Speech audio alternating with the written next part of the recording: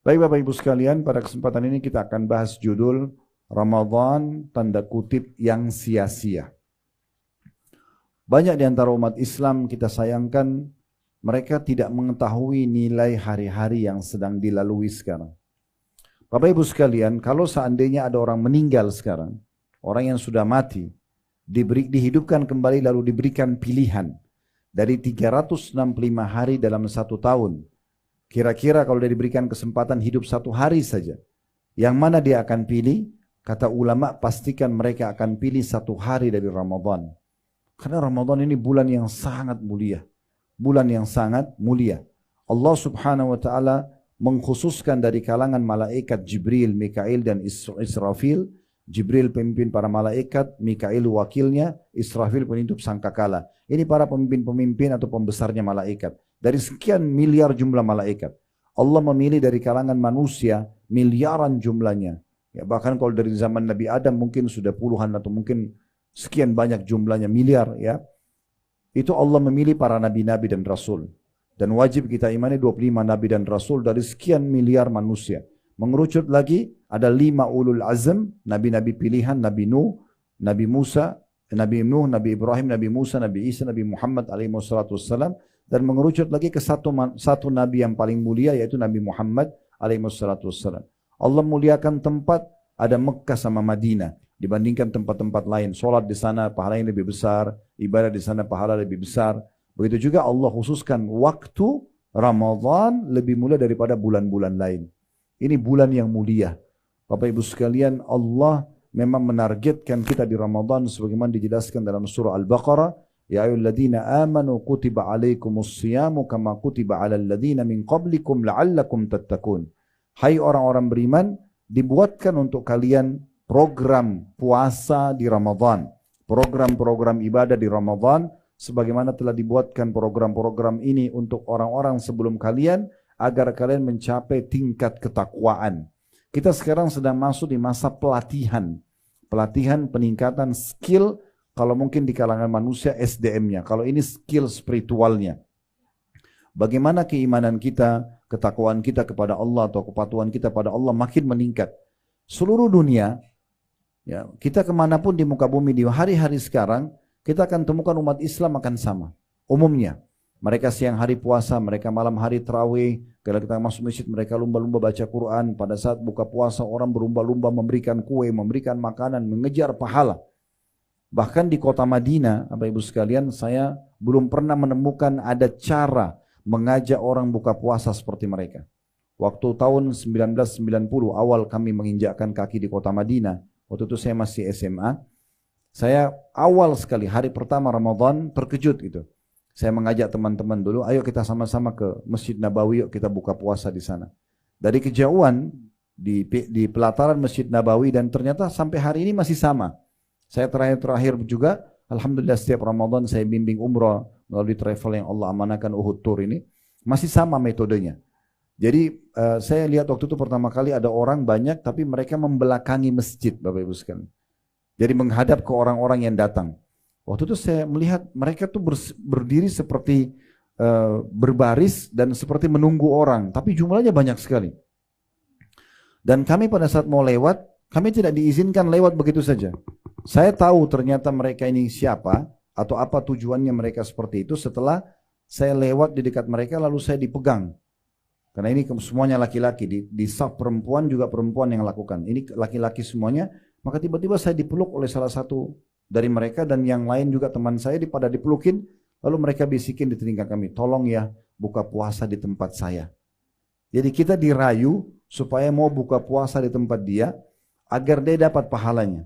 Kalau kita bilang iya, tangan kita dipegang dibawa sampai ke sufrah mereka. Sufrah itu kayak semacam plastik panjang yang dibuka. Di situ sudah ada yogurt, ada buah-buahan, ada teh, ada kopi, ada kurma segala macam.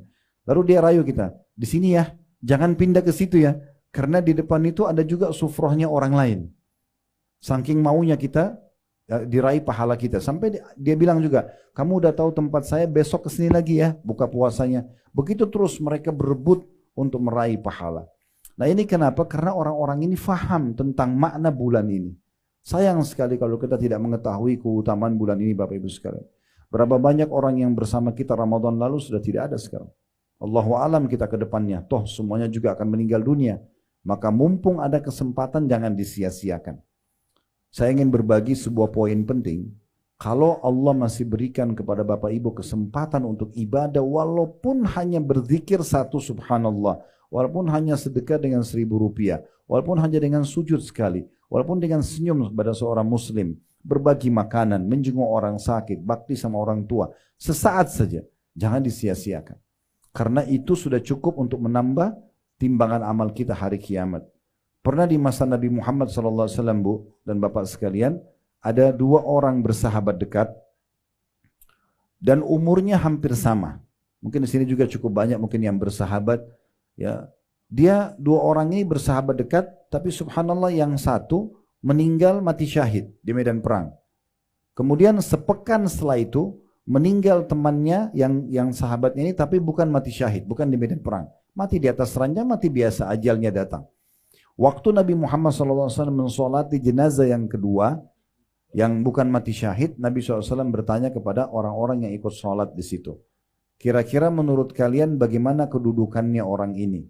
Maka orang-orang yang hadir di situ mengatakan semoga saja dia bisa mencapai dan meraih derajat temannya yang mati syahid pekan lalu.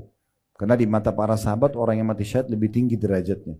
Maka kata Nabi SAW, demi zat yang jiwaku dalam genggamnya, maksudnya demi Allah, sesungguhnya orang yang baru kita sholatin ini lebih tinggi derajatnya dari temannya yang meninggal pekan lalu mati syahid, jaraknya antara langit sama bumi. Karena dia sempat beribadah seminggu yang temannya mati syahid tidak sempat lakukan. Apa maksudnya? Setiap ada kesempatan beribadah jangan disia-siakan. Apalagi bulan Ramadan, ini luar biasa. Nabi SAW kalau setiap tiba Ramadan menjelaskan kepada para sahabat, Qad atakum syahrul Ramadan syahrun mubarak. Telah datang kepada kalian bulan Ramadan, bulan yang penuh dengan keberkahan. Semuanya berkah. Waktu terasa berkah panjang, makanan terasa cukup, minuman terasa cukup, keimanan terasa maksimal. Ya. Jadi kita mau mengerjakan perintah, kita mau meninggalkan larangan, keberkahan luar biasa. Iftaradallahu alaikum siyamah. Allah telah perintahkan kalian untuk berpuasa di situ. Semua yang sudah balik muslim, dari suku manapun di muka bumi wajib untuk puasa. Dia cuma bisa meninggalkan kalau punya udzur syar'i saja. Seperti wanita haid, orang musafir, orang yang sakit tapi diganti di hari lain. Kecuali juga orang yang pikun, yang sudah tidak bisa lagi puasa, atau orang yang punya penyakit kronis tidak mungkin puasa, ini diganti dengan fidyah. Tetapi ini adalah kewajiban. Lalu kata Nabi SAW, Fihi tuftahu abwabul jannah. Di dalam bulan Ramadan itu dibuka semua pintu surga. Ini iklan resmi Bapak Ibu sekalian dari Allah SWT setiap tahunnya.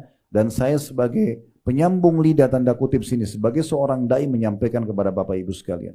Iklan resmi dari 1 Ramadan kemarin sampai akhir Ramadan nanti, Allah Subhanahu wa Ta'ala menyampaikan semua pintu surga dibuka. Maksudnya dibuka pendaftaran masuk ke dalam surga. Ini saatnya sekarang kita daftar. Kalau ada satu perusahaan Bapak Ibu sekalian yang membuka pendaftaran untuk melamar kerja di situ dari tanggal 1 Januari sampai 31 Januari, siapapun yang pergi mengantar surat lamaran di waktu itu, persentase diterimanya menjadi pegawai sangat besar. Karena dia datang di waktu yang sudah dibuka peluang. Beda dengan orang yang datang di bulan Februari, di bulan Maret yang memang tidak masuk dalam iklan penerimaan pegawai. Maka Ramadan seperti itu, lagi dibuka peluang untuk masuk ke dalam surga. Apa yang Bapak Ibu sekarang lihat umat Islam lakukan secara umum, siang hari puasa, mereka coba membaca Al-Quran, mereka berzikir, mereka sedekah, terus mereka menjaga diri dari yang diharamkan oleh agama, takut puasanya batal, ini memang perbuatan ahli surga. Oleh karena itu sekarang 1 bulan kita lagi dilatih, digodok untuk terbiasa menjadi ahli surga ini. Kemudian kata Nabi SAW, وَفِيهِ تُغْلَقُ أَبْوَابُ الْجَحِيمِ. Dan di bulan Ramadan ditutup semua pintu neraka. Ya.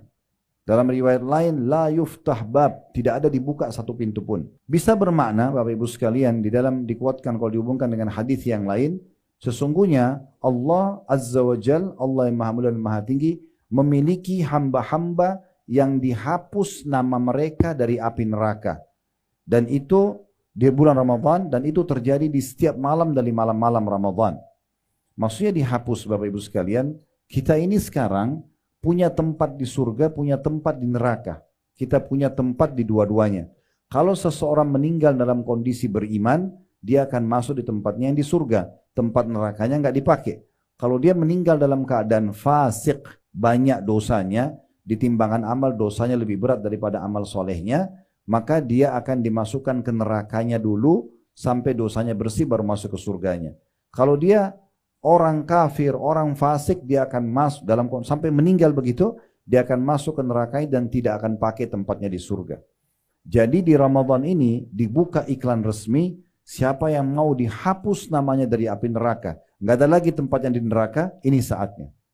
Kalau Bapak Ibu mengerti, itu sangat bagus. Tapi kalau tidak, saya jelaskan sekarang. Setiap malam Bu dan Bapak sekalian di sholat witir di Masjid Haram Mekah dan Masjid Nabawi Madinah, termasuk Masjid Aqsa di Palestina, mereka di sholat witir itu di kunutnya umumnya pasti baca Allahumma a'tiq riqabana wa riqaba abaina wa ummahatina minan nar. Ya Allah, selamatkanlah, hapuslah diri kami, ya, ayah kami dan ibu kami dari api neraka. Jadi bulan Ramadan terjadi, nggak terjadi di bulan-bulan lain. Ya, di bulan lain mungkin bisa saja orang diselamatkan dari api neraka, tapi kalau Ramadan setiap malam dibuka bagi yang mau dengan cara memohon kepada Allah Subhanahu wa taala. Lalu kata Nabi SAW, wa fihi tughallu asyayatin. Dan di bulan Ramadan semua syaitan-syaitan dibelenggu. Syaitan ini yang biasa menyesatkan manusia Bapak Ibu sekalian, itu dibelenggu. Makna belenggu, tangannya dirantai, lehernya dirantai, kakinya dirantai. Dia tidak bisa menggoda kita. Dalam hadis yang lain, tidak bisa menggoda manusia seleluasa menggoda di luar Ramadan. Berarti masih menggoda, tapi tidak sekuat di luar Ramadan. Ini peluang besar. Ya, sosok syaitan yang suka menyesatkan kita agar kita terjerumus dalam dosa, itu sudah dibelenggu. Sehingga dia sangat lemah dalam godaannya. Berarti kita sangat baik dan tepat untuk memperbaiki diri dan membenahi diri. Kalau kita rasionalkan, kita dengan syaitan itu sedang ada di garis start untuk lomba lari, maka syaitannya atau rival kita ini sedang dibelenggu, diikat. Ibu dan bapak jalan saja sudah tetap menang, karena dia lagi diikat. Oleh karena itu bulan Ramadan ini, kalau saya sering bahasakan di ceramah supaya mudah difahami, pas tiba Idul Fitri nanti, semoga Allah panjangkan umur kita sampai ke sana dan diberikan Ramadan-Ramadan yang banyak ke depan insyaAllah. Semuanya dengan kesempurnaan amal soleh dan iman. Maka berarti kita jaraknya dengan musuh kita 1 bulan Bapak Ibu sekalian. Sayangnya banyak orang begitu tiba Idul Fitri, lisannya bilang Alhamdulillah. Bukan Alhamdulillah karena siap menjalankan ya, pelatihan, ilmu pelatihan Ramadan. Tetapi mereka mengatakan Alhamdulillah seakan-akan kena lepas dari belenggu ibadah, ya, penjara ibadah. Alhamdulillah tidak lagi puasa, tidak lagi sholat malam, tidak lagi baca Quran, tidak lagi tutup aurat, ya, saya sudah boleh buat dosa. Ini seperti orang yang sudah sampai di garis start, tinggal beberapa langkah saja dia masuk ke surga. Syaitan sudah jauh 1 bulan jaraknya, tapi dia menunggu di garis start, syaitannya datang mendekat kemudian menguasai dia kembali. Ini sangat sayang sekali. Lalu kata Nabi SAW penutupan hadisnya, fihi lailatun khairum min alfi syahr. Di dalamnya ada malam lebih baik daripada 1000 bulan. Tidak asing malam Lailatul Qadar, malam kemuliaan namanya. Tapi malam ini hanya ada di Ramadan. Dan kata Nabi SAW, taharraw Lailatul Qadar fi ashr awakhir min Ramadan. Kejar Lailatul Qadar itu di malam-malam ganjil di 10 terakhir Ramadan. Malam 21, malam 23, 25, 27, 29. Tapi teman-teman sekalian, saudaraku seiman, yang Allah nanti kasih taufiknya, Allah kasih kemudahan dia untuk bisa mengamalkan dan mendapatkan Lailatul Qadar, itu orang yang dari sekarang di awal-awal Ramadan sudah merindukan, sudah berusaha. Bukan orang yang nanti aja deh, malam 27 saya anggap itu Lailatul Qadar baru saya ibadah. Ya, mungkin Allah tidak akan berikan kepada dia. Tapi Allah berikan kepada orang yang betul-betul berusaha dan niat ingin mendapatkan itu. Karena ini tidak main-main. Hanya mulai dari maghrib sampai azan subuh, ibadah apapun yang Bapak Ibu lakukan, kalau pas Lailatul Qadar, maka dilipat gandakan menjadi 1000 bulan atau 83 tahun plus 4 bulan. Ini nggak main-main. Bapak Ibu bilang subhanallah pas Lailatul Qadar. Pahalanya sama dengan mengucapkan subhanallah 1000 bulan atau 83 tahun plus 4 bulan. Sedekah 1000 rupiah sama dengan sedekah 1000 bulan. Baca Quran, jenguk orang sakit, bakti orang tua, buka puasain orang, sholat dan segala macam hal itu dilipat gandakan 1000 bulan. Ini nggak main-main. Oleh karena itu saya sarankan, ini selalu saya sampaikan di pengajian, bagi Bapak Ibu yang butuh baju lebaran segala macam dari sekarang. Jangan 10 terakhir Ramadan justru sibuk di mal dan di pasar. Itu malam-malam i'tikaf, mengikat diri di masjid. Ya. Bagaimana kita ibadah mengejar Lailatul Qadar, bukan di jalan, bukan di pasar gitu. Semua dipersiapkan dari sekarang, kalau perlu sebelum Ramadan harusnya. Gitu kan. Karena kata Nabi SAW di penutupan hadis tadi, man haruma khairaha fakat harum. Siapa yang terharamkan dari kebaikannya Ramadan, maka dia telah terharamkan dari semua kebaikan. Kalau Ramadan aja kita nggak jadi baik, nggak lebih dekat kepada Allah, lalu kapan dia mau dekat sama Allah? Kapan dia mau baik? Kalau Ramadan dia nggak taubat dan memperbaiki dirinya, lalu kapan dia akan taubat? Toh waktu akan terus berjalan. Oleh karena itu Bapak Ibu sekalian, hati-hati sekali. Jaga baik-baik hari-hari kita, detik-detik kita di Ramadan. Apa yang Bapak Ibu kerjakan ini dengan berpuasa misalnya, itu pahalanya besar sekali. Ya, asal Bapak Ibu ikutin syaratnya. Yaitu karena keimanan dan juga mengharapkan pahalanya. Karena kata Nabi SAW, man shama ramadana imanan wahtisaba, ghufira lahu ma taqaddama min dzambi. Siapa yang berpuasa Ramadan karena keimanan dan mengharapkan pahalanya, maka diampuni dosa-dosanya yang telah lalu. Dan puasa yang Bapak Ibu lakukan ini adalah ibadah yang paling besar pahalanya. Sebagaimana Nabi SAW mengatakan, ya, kullu amal ibnu Adam yudha'af. Semua amal ibadahnya Adam akan dilipat gandakan. Al-hasanatu bi'ashri amthaliha. Setiap satu pahala dilipat gandakan 10 kali lipat. Ila sab'amiyah di'fin. Sampai 700 kali lipat. Tergantung kadar keikhlasan dia. Qala Allah Ta'ala. Allah yang maha mulia dan maha tinggi berfirman. Allah Azza wa Jalla berfirman. Illa as-sawm fa innahu li wa ana ajzi bihi. Kecuali puasa, dia milikku dan aku akan balas secara langsung. Yadha'u syahwatahu wa ta'amahu min ajli. Dia meninggalkan makanan dan minumnya, juga syahwatnya, karena aku, kata Allah. Lis-sa'imi farhatan. Orang yang puasa akan dapat 2 kegembiraan. Farhatun inda fitrih. Kegembiraan pada saat buka puasa. Kayak sebentar kita mau buka puasa, setelah sekian jam kita haus, kering tenggorokan. Kemudian kita minum yang sejuk, yang dingin misalnya. Kita lapar, kita makan yang enak, yang halal. Maka itu kegembiraan pada saat kita buka puasa. Kegembiraan pertama. Kegembiraan yang kedua, wa farhatun 'inda liqa'i rabbi. Dan kegembiraan pada saat bertemu dengan Tuhannya. Wala khalufu fa'mus sha'imi 'atyabu 'inda Allah min rihil misk. Dan ketahuilah sesungguhnya bau mulutnya orang yang puasa di sisi Allah di hari kiamat nanti lebih wangi daripada bau kasturi. Orang yang sering puasa, mulutnya nanti akan mengeluarkan wangi yang lebih wangi dari kasturi.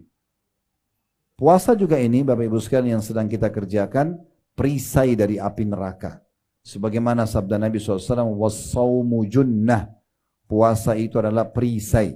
Dalam riwayat, kajunnati ahadikum minal qital. Seperti perisai salah seorang dari kalian di medan perang. Ya, kita lihat di masa dulu orang kalau berperang ada besi bulat atau kotak, dia jadikan perisai menangkis serangan musuh. Nah, puasa seperti itu fungsinya. Salah satu fungsinya dia akan menapis atau menangkis api neraka dari kita atau menjauhkan kita dari api neraka. Juga teman-teman sekalian yang perlu digarisbawahi tentang masalah puasa itu sendiri. Orang yang puasa ini akan mendapatkan satu kem istana di surga nanti. Pintu gerbangnya namanya Rayyan. Namanya Rayyan. Orang yang masuk hanya orang yang puasa. Begitu masuk ke dalam nanti akan ada istana-istana yang sangat mewah. Masing-masing akan diberikan kepada dia dari Allah Subhanahu wa taala. Sebagaimana sabda Nabi SAW, "Inna fil jannati baban yuqalu lahu Rayyan."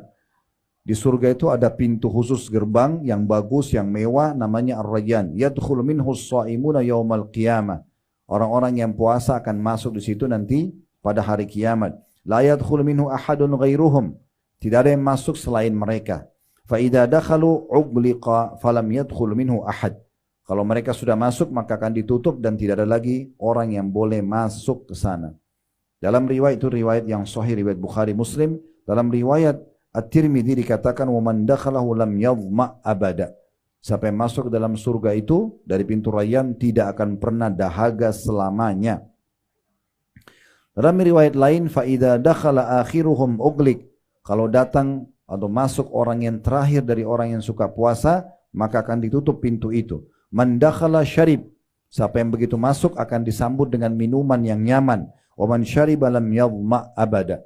Dan yang minum dari air yang ada di pintu Rayyan itu, mereka tidak akan pernah haus selamanya. Mereka tidak akan pernah haus selamanya. Dan ini poin yang luar biasa yang bisa kita dapatkan. Dalam hadis yang lain tentang keutamaan puasa juga, Bapak Ibu sekalian, ini puasa wajib atau puasa sunnah. Tapi dalam hadis Hasan Sahih, diriwayatkan oleh Ahmad dan Tabarani, kata Nabi SAW, as-siyamu wal Qur'anu yashfa'ani lil abdi yawmal qiyamah. Puasa dan Al-Quran akan memberikan pertolongan untuk seorang hamba pada hari kiamat nanti. Yaqulus siyam, puasa akan berkata, ay rabbi mana'tuhu at-ta'ama wasyahwa. Hai Tuhanku, sungguhnya aku telah menahan dia untuk makan dan mengikuti syahwatnya. Jadi suami istri pun tidak boleh berhubungan biologis selama puasa karena membatalkan puasa dia. Fasyaffi'ni fihi. Maka berikanlah aku kesempatan untuk menolongnya supaya masuk surga. Wa yaqulul Qur'an mana'tuhu an-nauma bil-lail. Lalu Al-Quran mengatakan sungguhnya aku telah menahan dia untuk tidur di malam hari karena membaca Al-Quran, tilawakan baik dalam sholat atau di luar sholatnya. Fasyaffi'ni fi. Maka tolong berikan aku kesempatan untuk memberinya pertolongan. Qala fayushaffa'an. Kata Nabi SAW, maka keduanya diizinkan untuk memberikan syafaat. Di dalam hadis yang lain, Bapak Ibu sekalian, riwayat Imam Ahmad, kata Nabi SAW, man qala la ilaha illallah khutima lahu biha. Siapa yang mengucapkan dengan tulus, ya, la ilaha illallah, maka hidupnya nanti akan ditutup dengan kalimat itu juga. Dakhalal jannah, dia pun akan masuk ke dalam surga. Wa man shama yawma ibtigha'a wajhillah. Dan siapa yang berpuasa satu hari saja, wajib atau sunnah, Ramadan kita full 1 bulan. Siapa yang puasa satu hari saja, karena Allah, ikhlas karena Allah, khutima lahu biha. Allah akan tutup hidupnya nanti dengan pahala puasa itu, dakhalal jannah. Dia akan masuk ke dalam surga. Wa man tasaddaqa bi sadaqatin bitigha'a wajhillah khutima lahu biha, dakhalal jannah. Dan siapa yang bersedekah dengan satu sedekah, ya, karena Allah, maka akan ditutup hidupnya dengan itu dan dia akan masuk ke dalam surga. Kemudian dalam lafaz lain riwayat Al-Asbahani, lafaznya ya Hudzaifah. Kata Nabi SAW kepada sahabatnya bernama Hudzaifah, wahai Hudzaifah, man khutima lahu bisiyamin yaumin. Siapa yang sempat ditutup hidupnya nanti meninggal dengan puasa 1 hari saja, yuridu bihi wajh Allah azza wajal, dia mengharapkan wajah Allah yang maha tinggi dan maha mulia, adkhalahullahul jannah, dia pasti akan masuk ke dalam surga. Puasa ini kata Nabi SAW juga kepada seorang sahabat, ya, Abu Umamah berkata kepada seorang tabi'in, Abu Umamah berkata, qultu ya Rasulullah, saya berkata wahai utusan Allah, murni bi'amal, perintahkan aku agar mengerjakan satu amal yang aku bisa banyak panen pahala, bisa bersin dosa-dosa. Qala alaika bis-saum. Kata Nabi SAW, puasa. Ya. Fa innahu la idla lahu. Karena tidak ada saingannya. Tidak ada saingannya. Bapak Ibu puasa ini sekarang, ikhlaskan karena Allah. Kalau Bapak Ibu puasa ikhlas karena Allah, 1 harinya saja, perhatikan dalam hadis sahih, ya, diriwayatkan oleh Tabarani, kata Nabi SAW, man shama yawman fi sabilillah. Siapa yang berpuasa 1 hari saja di jalan Allah, maksudnya karena Allah dia mengerjakannya, bu'idat minhun naru masirata mi'ata amin. Akan dijauhkan api neraka darinya sejarak 100 tahun.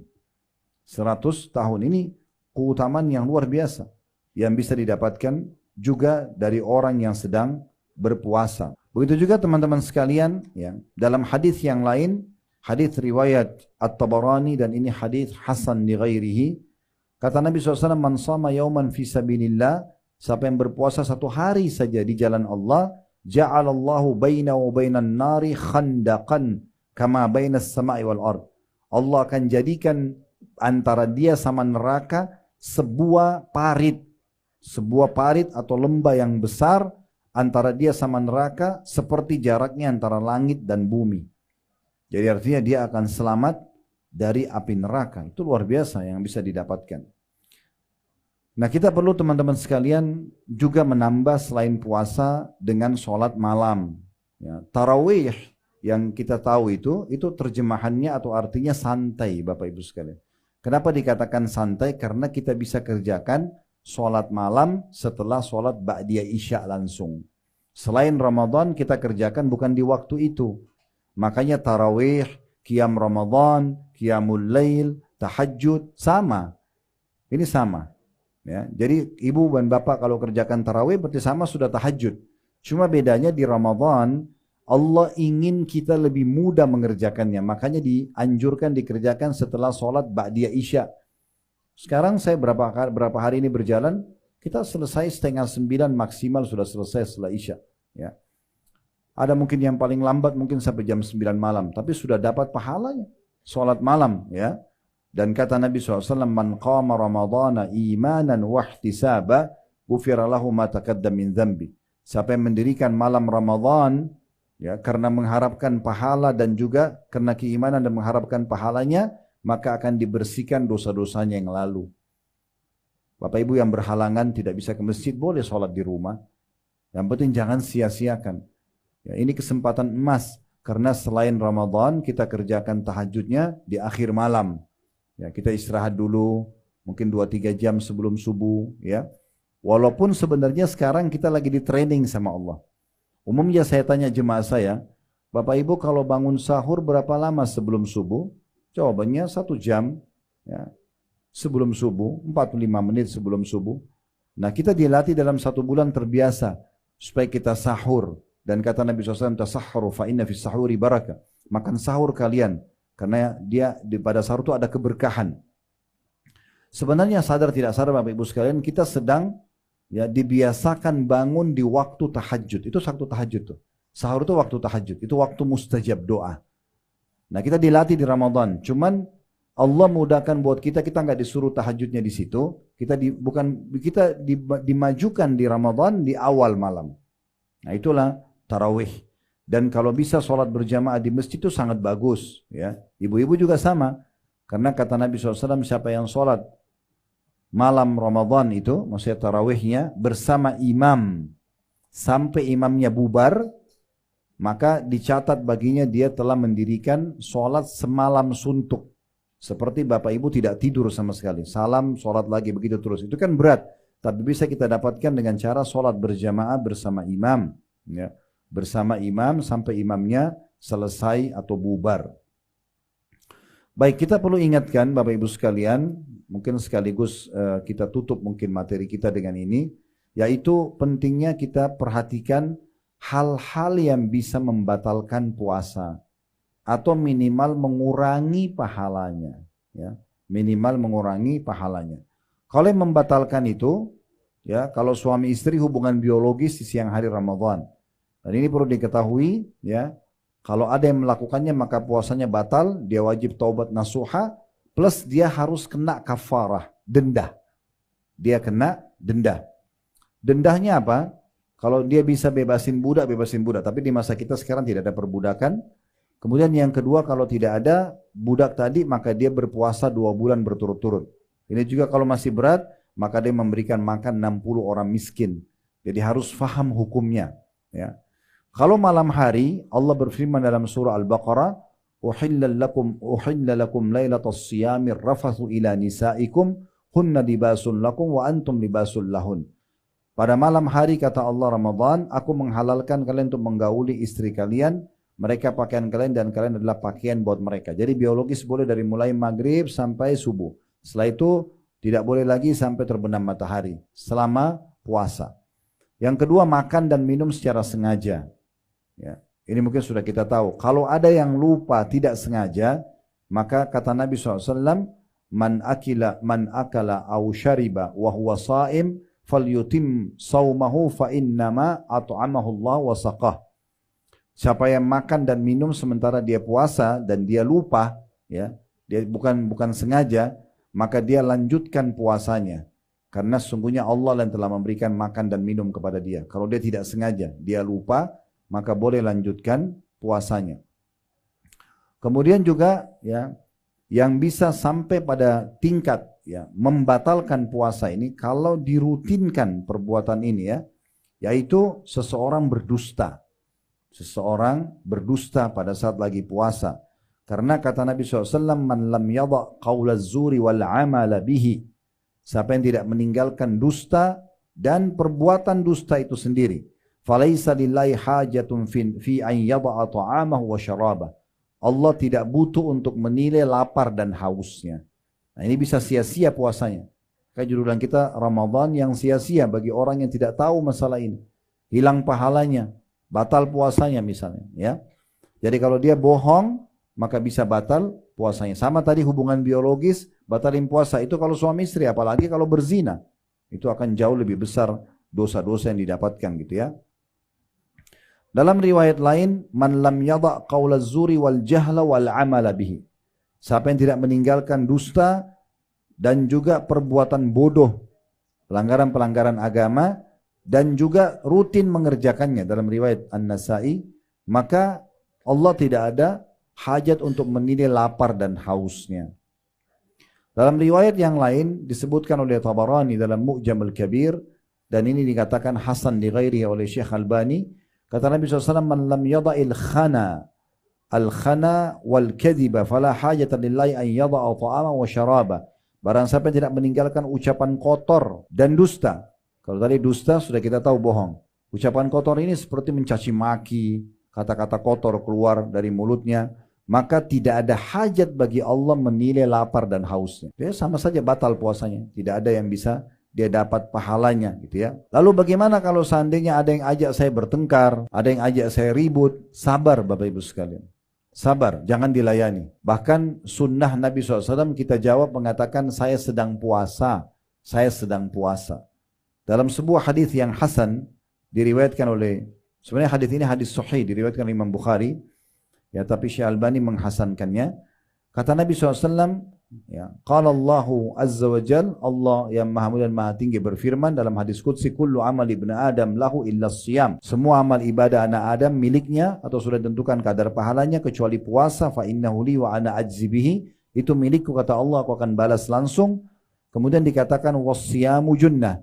Puasa itu adalah perisai. Fa idza kana yaumi shaumi ahadikum fala yarfuth. Maka kalau kalian sedang puasa jangan dia rafath.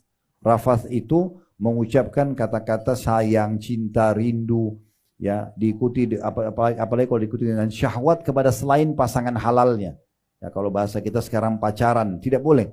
Kecuali suami istri. Kalau suami istri masih boleh sayang-sayangan segala macam, bahkan boleh cumbuan tapi tidak boleh biologis. Biologis sampai batal, ya.